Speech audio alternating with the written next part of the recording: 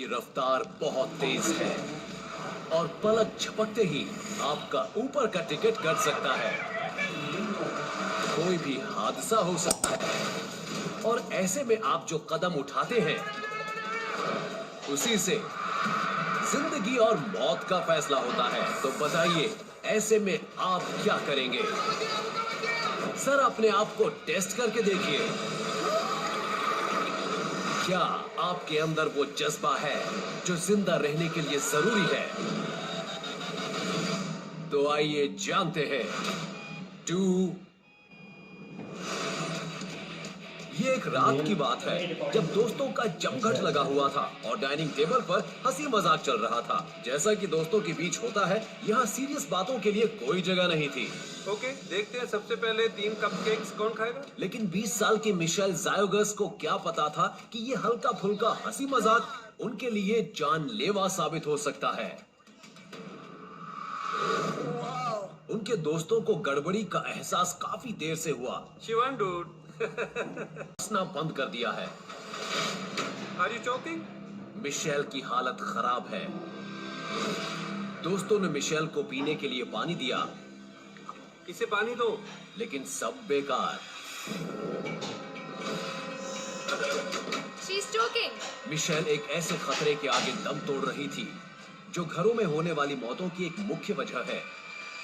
जल्दी से देखो उसको। उसकी मदद करने के लिए उसका दोस्त जेफ आगे बढ़ा, बैठ जाओ, बैठ जाओ। लेकिन शायद देर हो चुकी थी। मिशेल ढेर हो चुकी थी। मिशेल का शरीर ढीला पड़ चुका था। Oh my God! Oh my God! अब हम आपको मिशेल के बेहोश होने से पहले के कुछ पलों में ले चलते हैं।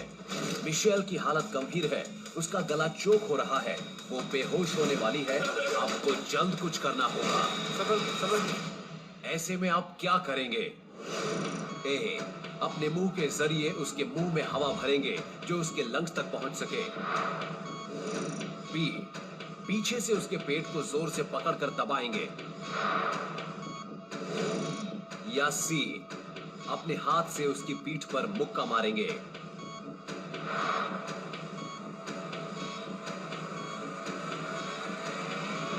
फैसला लेने से पहले कुछ बातें जान लीजिए। इसे पानी पिलाओ, पानी पिलाओ।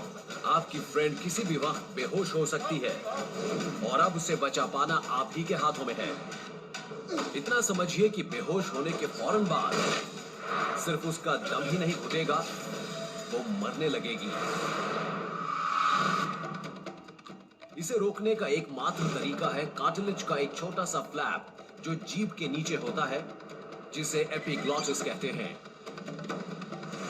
ये विंड पाइप के ऊपर लगकर उसे बंद कर देता है ताकि खाना या पानी आपके फेफड़ों तक ना पहुंच जाए। अगर ये ना हो तो जो पानी आप पिएंगे वही पानी आपको ले डूबेगा। इसे पानी पिलाओ, पानी पिलाओ। लेकिन जब विंड पाइप ही ब्लॉक हो जाएगी तो कोई भी चीज अंदर या बाहर नहीं जा सकती। फिलहाल मिशेल का दम घुट रहा है।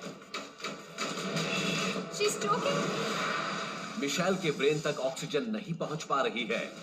उसके ब्रेन सेल्स बिगड़ने से पहले 4 से 6 मिनट के अंदर उसे दोबारा सांस लेना शुरू करना होगा। 10 मिनट से ज्यादा हुए तो उसकी मौत हो सकती है। जल्दी सोचिए, एक एक सेकंड कीमती है। क्या होगा आपका फैसला? ए, बी या फिर सी?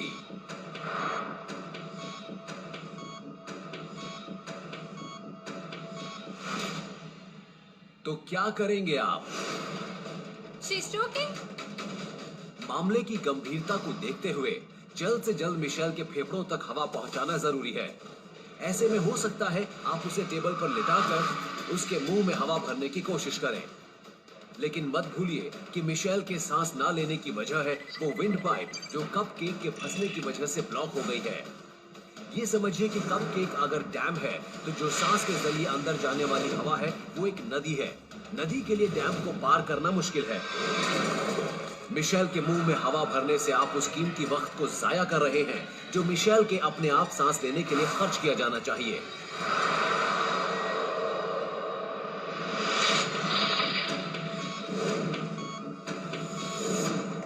तो अगर ब्लॉकेज पॉइंट की समस्या है तो क्यों ना सबसे पहले उस चीज को ही बाहर निकाला जाए जो रास्ते का रोड़ा बनी हुई है। और आपका ऐसा सोचना गलत भी नहीं है, लेकिन सवाल यह है कि ये काम कैसे किया जाए। अक्सर ऐसे मौकों पर लोगों को लगता है कि विक्टिम के शोल्डर ब्लेड्स के बीच में अपनी हथेली से जोर जोर से मारने पर काम बन सकता है। वैसे ये टेक्निक बच्चों पर अक्सर काम कर जाती है। एक्सपर्ट्स का कहना है कि ये तरीका बड़ों पर भी काम करता है, लेकिन वहीं कुछ लोगों का कहना है कि ऐसी हालत में पीठ पर मारने से फंसा हुआ खाने का टुकड़ा गले के और नीचे जाकर ज्यादा मुश्किलें पैदा कर सकता है। और अगर ऐसा हुआ तो आप मुसीबत को और बढ़ाने का ही काम करेंगे। जैसे जैसे वक्त गुजरता जाएगा, मिशेल की जिंदगी हाथ से फिसलती जाएगी।